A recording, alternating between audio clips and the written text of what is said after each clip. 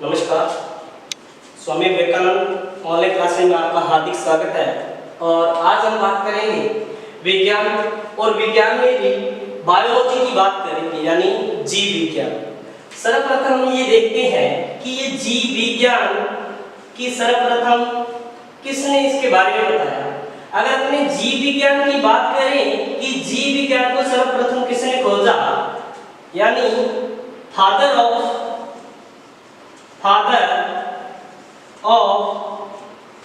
Biology, तो father of biology अरस्तु, यानी अरस्तु ने सबसे पहले जीव विज्ञान के बारे में बताया।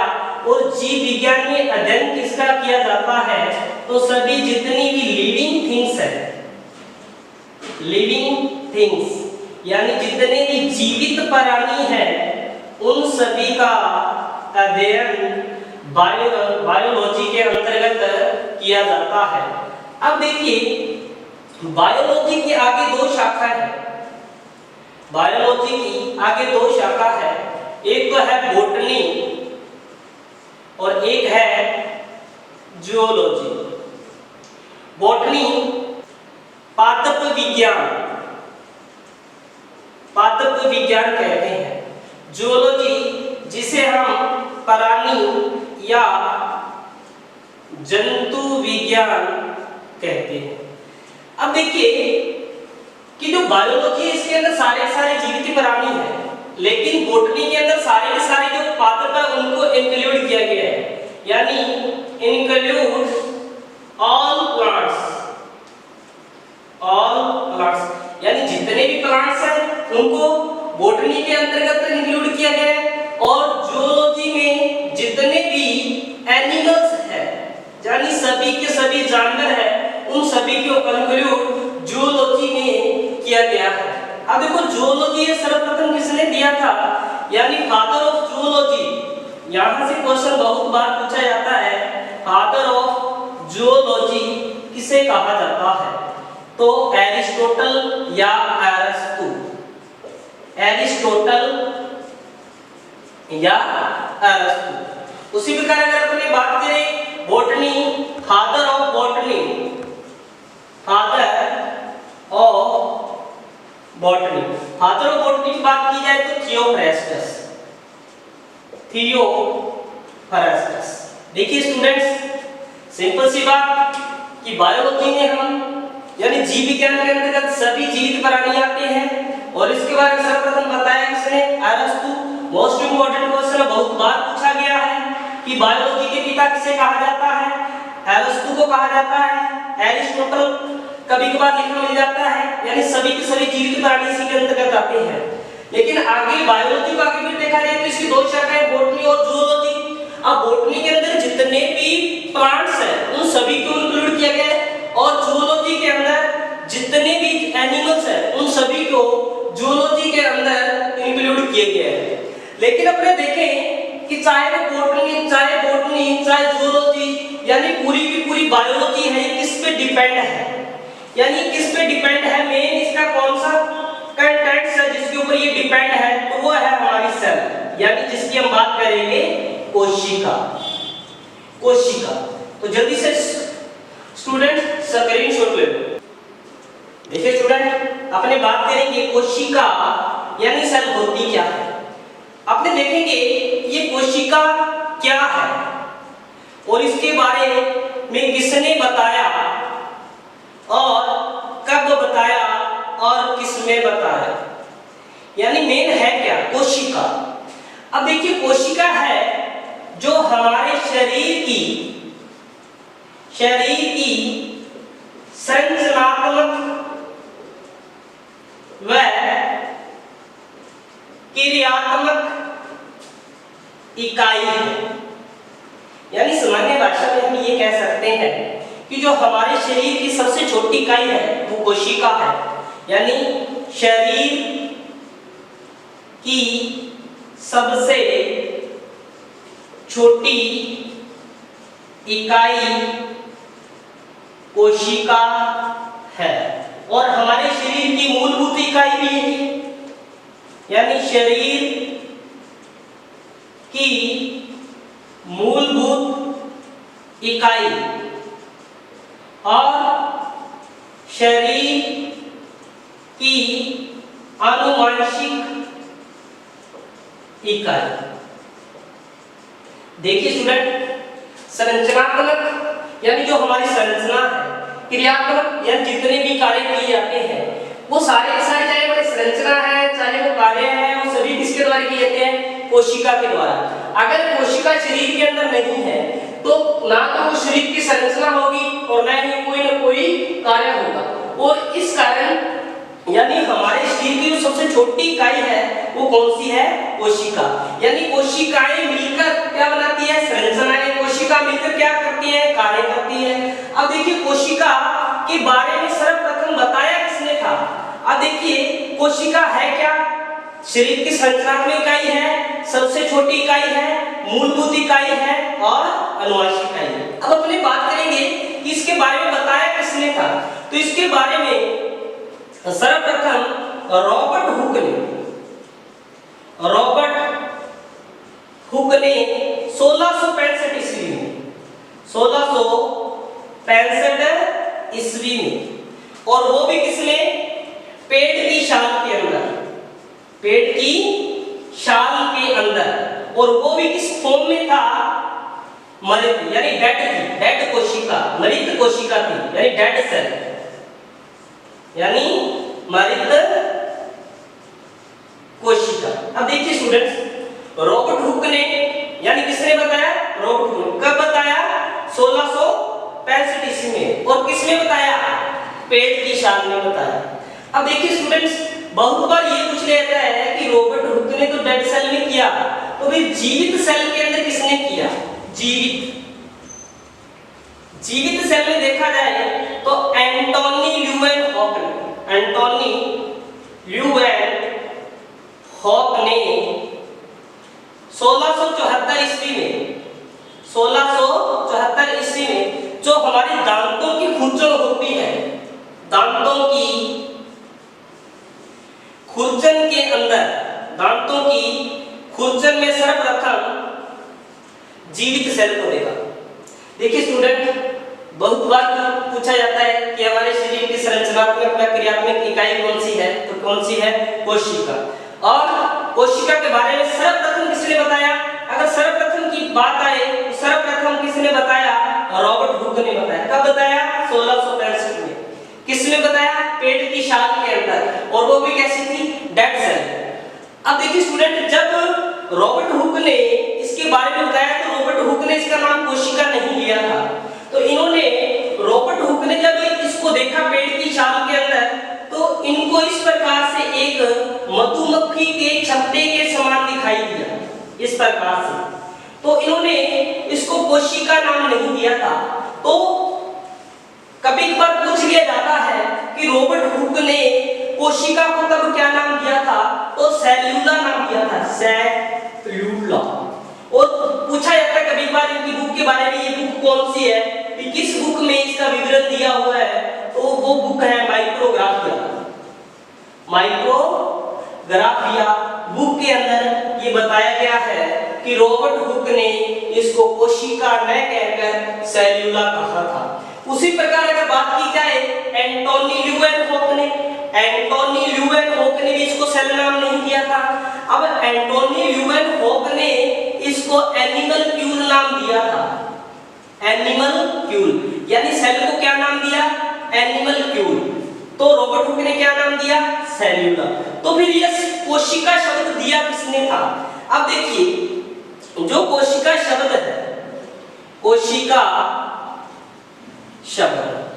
कोशिका शब्द दिया हर्टविग ने। और हर्टविग ने ये कहा था कि ये कोशिका है, उन्होंने ये कहा कि ये कोशिका है एक छोटे कमरे के समान है, छोटे कमरे के समान है। यानी हर्टविग ने सर्वप्रथम ये बताया, यानी नाम दिया इसको कोशिका शब्द। अगर सर्वप्रथम खोज की बात करें तो रॉबर्ट हुक ने, नाम किसने दिया? हर्टविग ने दिया। अगर रॉबर्ट हुक ने क्या नाम दिया था कोशिका को? सेल्यूला नाम दिया था। और एंटोनी ल्यूवेनहॉक ने क्या नाम दिया था?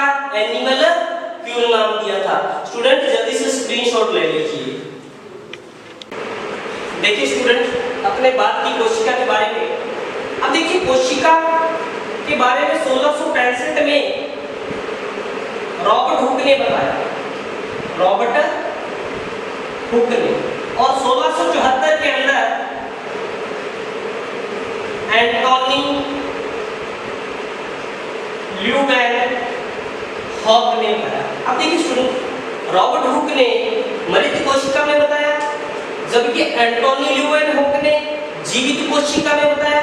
तो इन सभी को आधार मानते हुए एक कोशिका सिद्धांत दिया गया, कोशिका सिद्धांत, यानी कोशिका सिद्धांत यानी सेल थ्योरी।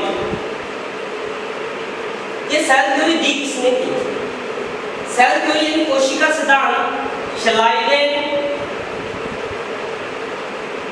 व श्वान, ये दो साइंटिस्ट थे और इन दोनों साइंटिस्ट ने मिलकर कोशिका सिद्धांत दिया।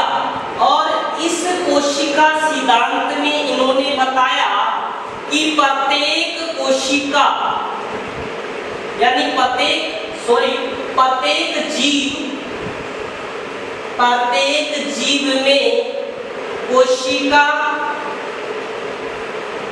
जीव में कोशिका और कोशिका में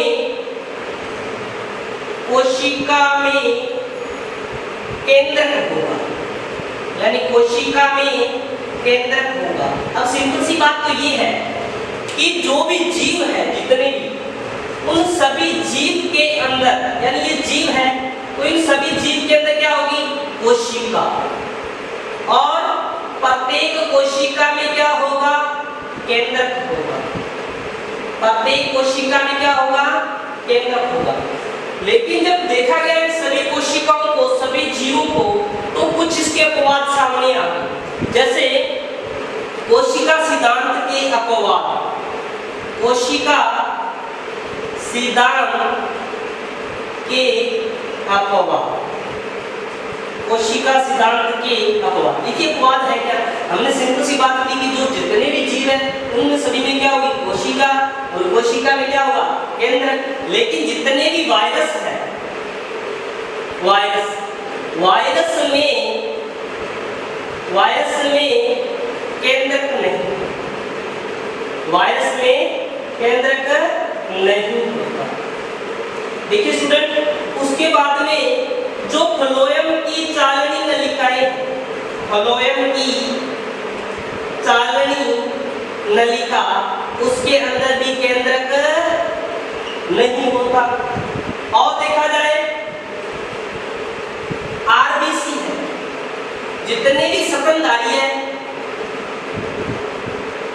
यानी स्तनधारियों की जो आरबीसी है, आरबीसी में केंद्रक नहीं पाया जाता। और जितने भी प्रोकैरियोटिक जीव है, जितने भी प्रोकैरियोटिक जीव है,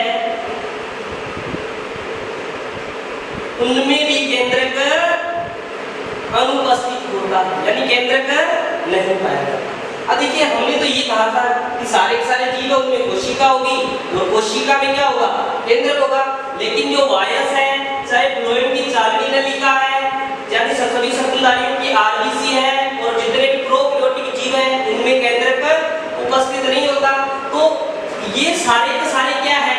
इस कोशिका सिद्धांत के अपवाद है।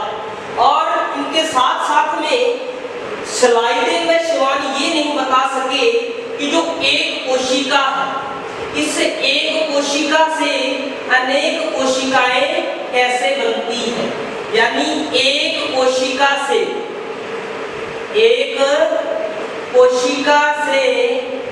अर्ध कोशिकाओं का निर्माण कैसे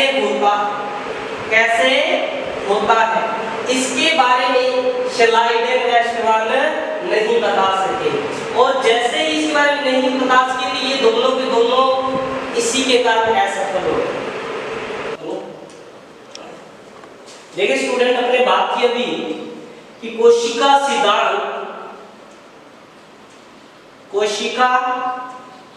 सिद्धांत श्लाइडेन व शैवाल ने दिया था।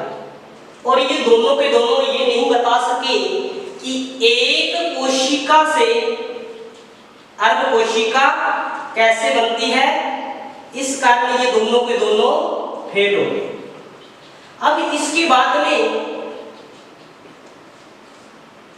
आधुनिक कोशिका सिद्धांत, आधुनिक कोशिका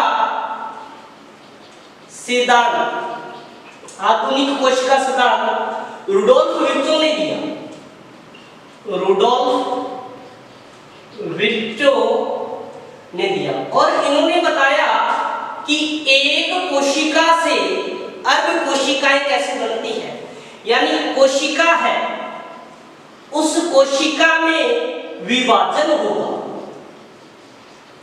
उस कोशिका में विभाजन होगा और एक कोशिका से अर्ध कोशिकाएं बनेगी, अर्ध कोशिकाएं बनेगी, जिसके कारण श्लाइडेन व शैवाल असफल हुए थे। उस बात की पुष्टि किसने की?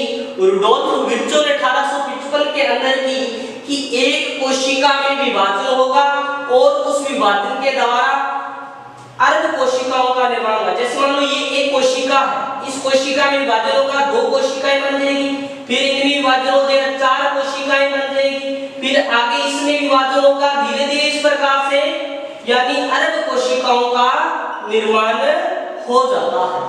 यानी जिसके कारण श्लाइडेन शैवाल असफल हुए, तो वो बात किसने बताई? रुडोल्फ विर्चो ने बताई।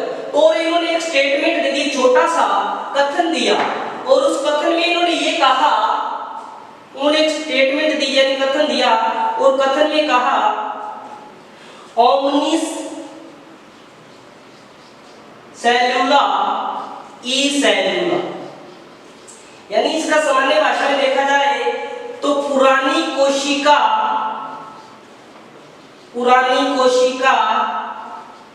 से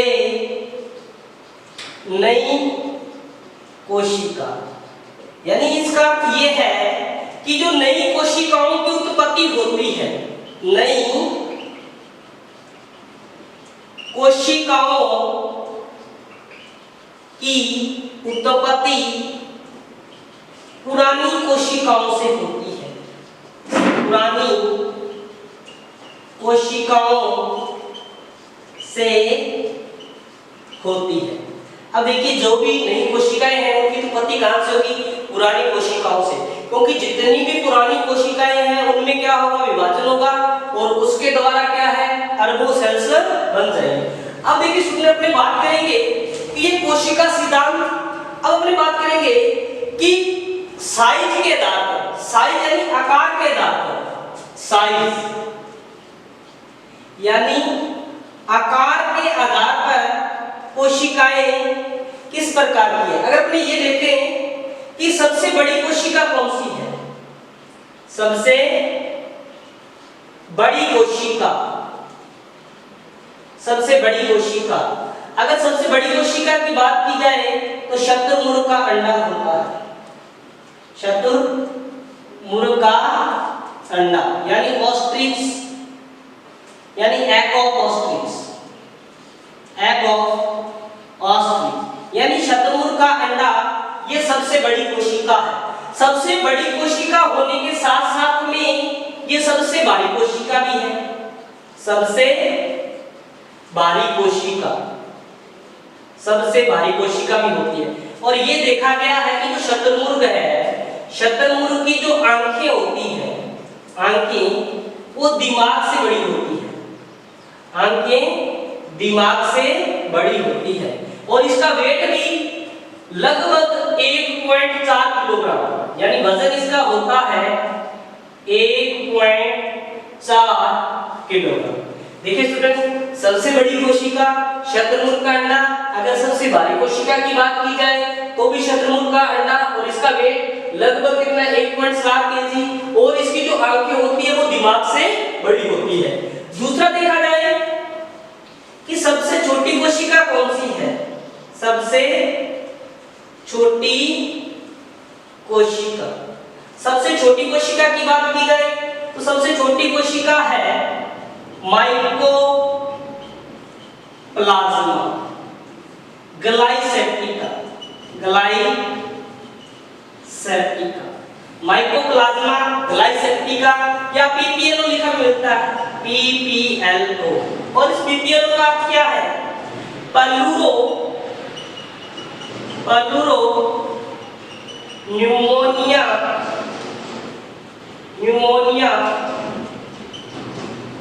लाइक ऑर्गेनिज्म। देखिए स्टूडेंट, सबसे छोटी कोशिका है और जो इसका साइज होता है वो 0.3 माइक्रोमीटर होता है, माइक्रोमीटर।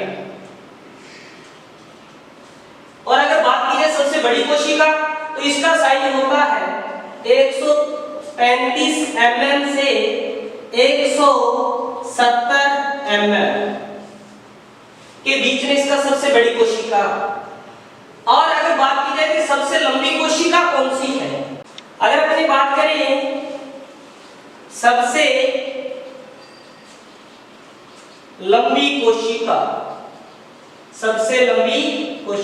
सबसे लंबी कोशिका होती है तंत्रिका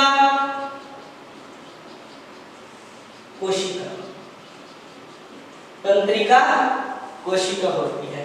देखिए स्टूडेंट, ये हमने बात की सबसे बड़ी कोशिका,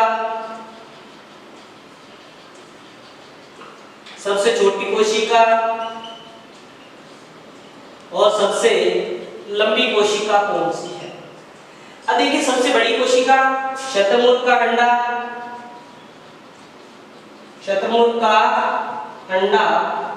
और सबसे छोटी कोशिका माइकोप्लाज्मा, ग्लाइसेप्टिका या पीपीएलओ और सबसे लंबी कोशिका यानी तंत्रिका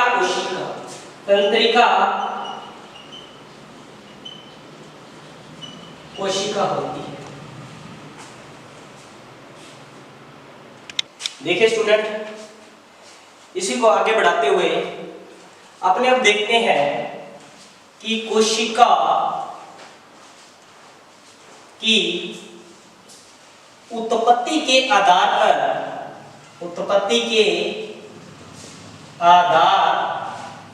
पर प्रकार, यानी कोशिका की उत्पत्ति कैसे हुई, इसके आधार पर कोशिका दो प्रकार की होती है। एक होती है प्रोकैरियोटिक और दूसरी होती है यूकैरियोटिक।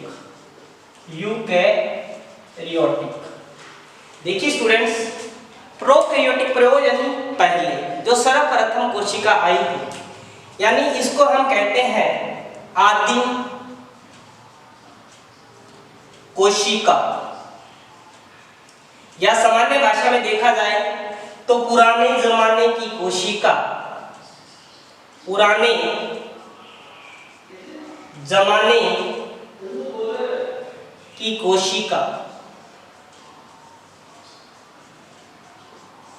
और यूकैरियोटिक यानी एडवांस सेल, यानी जो आदिम कोशिका में नहीं था वो एडवांस सेल के अंदर था। प्रोकैरियोटिक के अंदर केंद्रक झिल्ली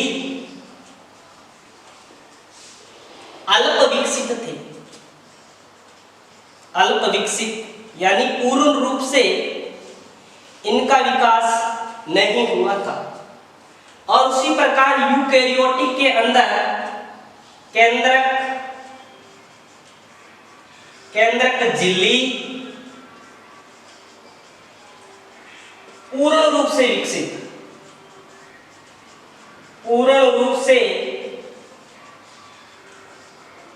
विकसित।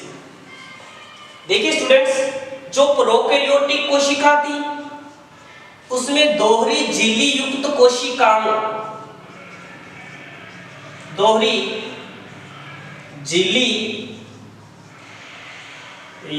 कोशिकाएं अनुपस्थित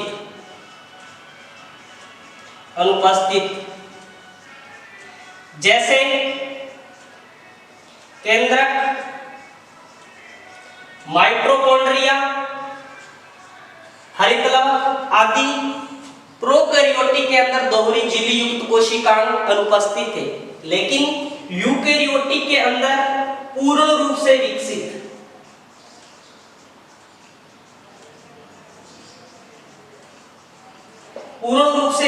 यानी इनमें नहीं पाए जाते थे, तो इनमें वे उपस्थित थे। इनमें दोहरी झिल्ली युक्त कोशिकाएं उपस्थित है, जैसे केंद्रक हो गया, माइटोकॉन्ड्रिया हो गया, हरितलवक हो गया। और इसी प्रकार प्रोकैरियोटिक कोशिकाओं में ऊर्जा के लिए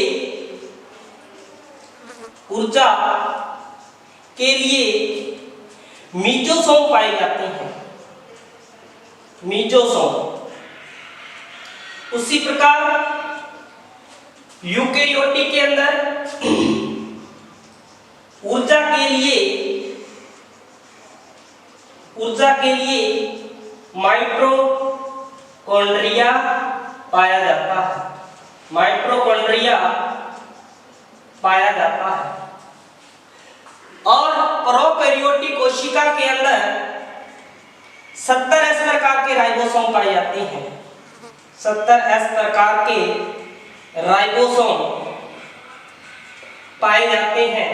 और यूकैरियोटिक के अंदर 80S प्रकार के राइबोसोम पाए जाते हैं, राइबोसोम पाए जाते हैं। और प्रोकैरियोटिक के अंदर गति के लिए एक विशेष अंग होते हैं, गति के लिए विशेष अंग जिन्हें हम फ्लैजिला कहते हैं, फ्लैजिला कहते हैं। यानी कुछ के अंदर सीलिया भी पाए जाते हैं, सीलिया या फ्लैजिला। यानी इनमें क्या है, गति करने के लिए विशेष अंग फ्लैजिला है, सीलिया पाए जाते हैं, लेकिन इनमें गति के लिए कोई विशेष अंग नहीं होते, कोई विशेष अंग उपस्थित नहीं होते। देखिए स्टूडेंट, अपने कोशिका की उत्पत्ति के आधार पर प्रकार देखें, दो प्रकार की होती है, एक तो प्रोकैरियोटिक और दूसरा यूकैरियोटिक। प्रोकैरियोटिक इसे आदिम कोशिका कहते हैं, यूकैरियोटिक को एडवांस सेल कहा जाता है। और इसमें केंद्रक व केंद्रक झिल्ली अल्प विकसित यानी कम विकसित है, और इसमें पूर्ण रूप से विकसित है। इसमें दोहरी झिल्ली युक्त कोशिका अनुपस्थित है यानी नहीं पाए जाते, और यूकैरियोटिक के अंदर दोहरी झिल्ली युक्त कोशिकाएं पाए जाते हैं। और इनमें प्रोकैरियोटिक के अंदर ऊर्जा के लिए मीजोसोम होते हैं, जबकि यूकैरियोटिक में ऊर्जा के लिए माइटोकॉन्ड्रिया पाया जाता है। और प्रोकैरियोटिक में 70S प्रकार के राइबोसोम पाए जाते हैं, और यूकैरियोटिक के अंदर 80S प्रकार के राइबोसोम पाए जाते हैं। और इनमें गति के लिए विशेष अंग यानी फ्लैजिला और सीलिया पाए जाते हैं, लेकिन यूकैरियोटिक के अंदर ऐसी कोई भी संरचना नहीं होती, यानी ऐसा कोई भी अंग नहीं पाया जाता है। देखिए स्टूडेंट, आगे हम देखते हैं कि ये पाया किस में जाता है, और इनके विशेष महत्वपूर्ण एग्जाम्पल कौन कौन से, यानी कौन कौन से जो जीव है इस कैटेगरी के अंदर आते हैं। जैसे अगर अपने प्रोकैरियोटिक की बात करें, तो जितने भी लो कैटेगरी यानी लो जीव है, लो कैटेगरी के जीव है, वो सारे के सारे इसी के अंदर आएंगे। वायरस इसी के अंदर आएगा, माइकोप्लाज्मा इसी के अंदर आएगा, माइकोप्लाज्मा। ये सारे के सारे प्रोकैरियोटिक के अंदर आते हैं, क्योंकि इनमें क्या है, जो लो जीव है, जो स्टार्टिंग वाले जीव है, या वायरस है या माइकोप्लाज्मा है, इनमें केंद्रक झिल्ली पूर्ण रूप से विकसित नहीं होती है। और यूकैरियोटिक में देखा जाए तो सारे के सारे, जैसे मानव हो गया, हाथी हो गया, चाहे जितने जीव में सभी में तंत्रिका कोशिका पाई जाती है, वो सारे के सारे यूकैरियोटिक होते हैं।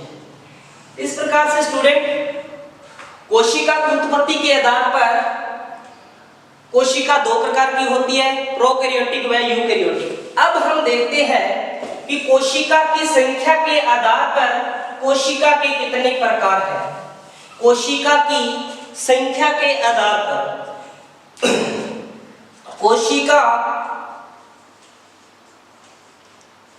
की संख्या के आधार पर, संख्या के आधार पर प्रकार, कोशिका की संख्या के आधार पर प्रकार। देखिए स्टूडेंट, 3 प्रकार है मेरे इसके। वो 3 प्रकार कौन कौन से हैं? अकोशिकीय,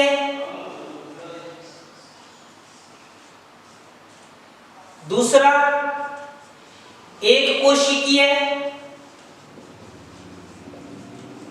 और तीसरा बहुकोशिकीय। देखिए स्टूडेंट, मुझे नाम से पता चल रहा है अ यानी अनुपस्थित, जिसके अंदर कोई भी कोशिका नहीं होती है, जिसमें कोई भी कोशिका नहीं होती, यानी जिसमें कोशिका नहीं होती। अगर इसका एग्जांपल देखा जाए, उदाहरण की बात की जाए तो वायरस। उसी प्रकार एक कोशिकीय जीव, यानी जिन जीवों के अंदर एक ही कोशिका पाई जाती है, एक ही कोशिका पाई जाती है, एक ही कोशिका पाई जाती है। एग्जाम्पल अमीबा, यूग्लिना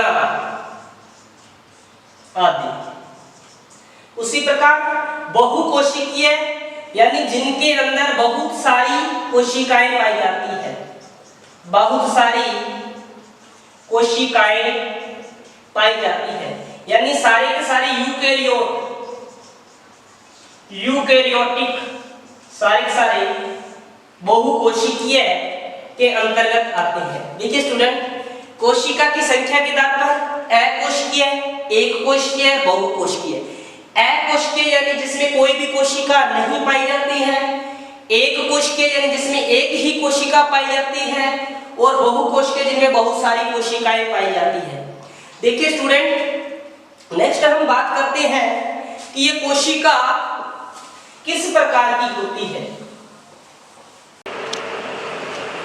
देखिए स्टूडेंट, बात करते हैं पादप कोशिका की, और ये पादप कोशिका में जो बाहर वाला आवरण है, इसको कहते हैं कोशिका भित्ति, यानी कि सल्वा। और ये कोशिका भित्ति सेलुलोज की बनी होती है, सेलुलोज की बनी होती है, और ये कोशिका भित्ति डेड होती है, यानी मृत होती है। और कोशिका भित्ति की खोज रॉबर्ट हुक ने की। अब देखिए स्टूडेंट, जो कोशिका यानी जो प्लांट सेल है, प्लांट सेल और एनिमल सेल है, एनिमल सेल, इन दोनों में जो डिफरेंस उत्पन्न करती है वो कोशिका भित्ति है, कोशिका भित्ति। अब देखिए, जो प्लांट सेल है उनमें कोशिका भित्ति पाई जाती है, लेकिन एनिमल सेल के अंदर कोशिका भित्ति नहीं पाई जाती है। सामान्य देखा जाए तो प्लांट सेल यानी पादप कोशिका और जंतु कोशिका दोनों में जो डिफरेंस करती है कोशिका भित्ति होती है, और ये होती है पारगम्य। देखिए स्टूडेंट, कोशिका भित्ति और सामान्य हम देखें तो ये पादप कोशिका का पहला आवरण होता है, पादप कोशिका का पहला आवरण होता है। दूसरी लेयर देखिए, जो दूसरी लेयर है, अगर पादप कोशिका के कोटिंग देखा जाए, पादप कोशिका का दूसरा आवरण है, यानी सेकंड लेयर है। अभी बताया था कि एनिमल सेल के अंदर कोशिका भित्ति नहीं पाई जाती, तो जंतु कोशिका का यह पहला आवरण होता है। जंतु कोशिका का पहला आवरण होता है। इसे प्लाज्मा झिल्ली या कोशिका झिल्ली या कोशिका कला, सेल मेम्ब्रेन आदि नामों से जाना जाता है। और प्लाज्मा झिल्ली या कोशिका झिल्ली या पादप कोशिका का दूसरा आवरण, जंतु कोशिका का पहला आवरण, ये सेल्यूलोज व पेप्टिडोग्लाइकेन का बना होता है। पेप्टिडोग्लाइकेन का बना होता है और ये अर्धपारगम्य होती है। अर्धपारगम्य होती है। जिस प्रकार से कोशिका भित्ति मृत होती है तो ये जीवित होती है। जीवित देखिए स्टूडेंट, ये कोशिका भित्ति यानी पादप कोशिका का पहला आवरण, ये कोशिका झिल्ली या प्लाज्मा झिल्ली जंतु कोशिका का पहला आवरण, लेकिन पादप कोशिका का दूसरा आवरण होता है। अब मेन जो डिफरेंस आता है स्टूडेंट, जितनी भी प्लांट सेल होती है, प्लांट सेल के अंदर केंद्रक के अंदर एक वैक्यूल्स पाई जाती है।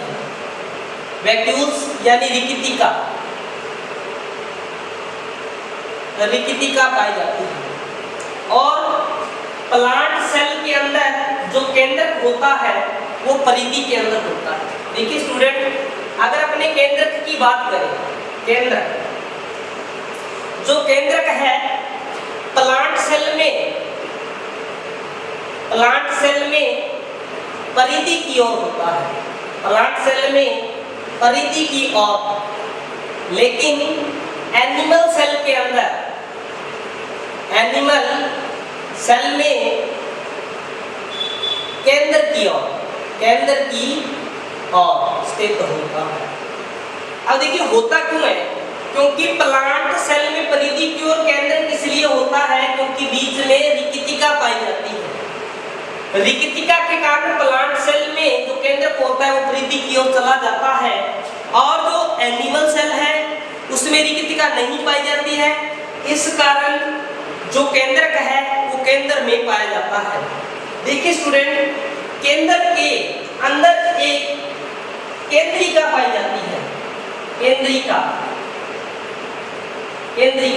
और इस केंद्रिका की जो खोज है, केंद्रिका की खोज की थी फोंटाना ने,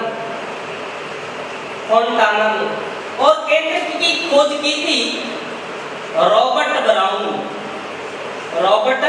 ब्राउन ने। और इस केंद्र के अंदर क्या पाया जाता है, केंद्रिका खोज फोंटाना ने की और केंद्र की खोज रॉबर्ट ब्राउन ने की। अब देखिए स्टूडेंट, जो केंद्रक और जो प्लाज्मा झिल्ली है यानी कोशिका झिल्ली, इसके बीच में लिक्विड पदार्थ पाया जाता है। यानी अगर देखा जाए तो कोशिका झिल्ली व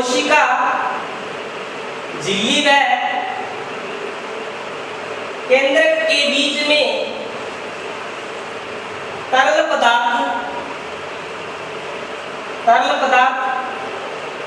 पाया जाता है, जिसे साइटोप्लाज्म यानी कोशिका द्रव्य कहा जाता है। और इस कोशिका द्रव्य के अंदर ही कोशिकांग पाए जाते हैं, जिसकी बात हम कल करेंगे। Thanks students.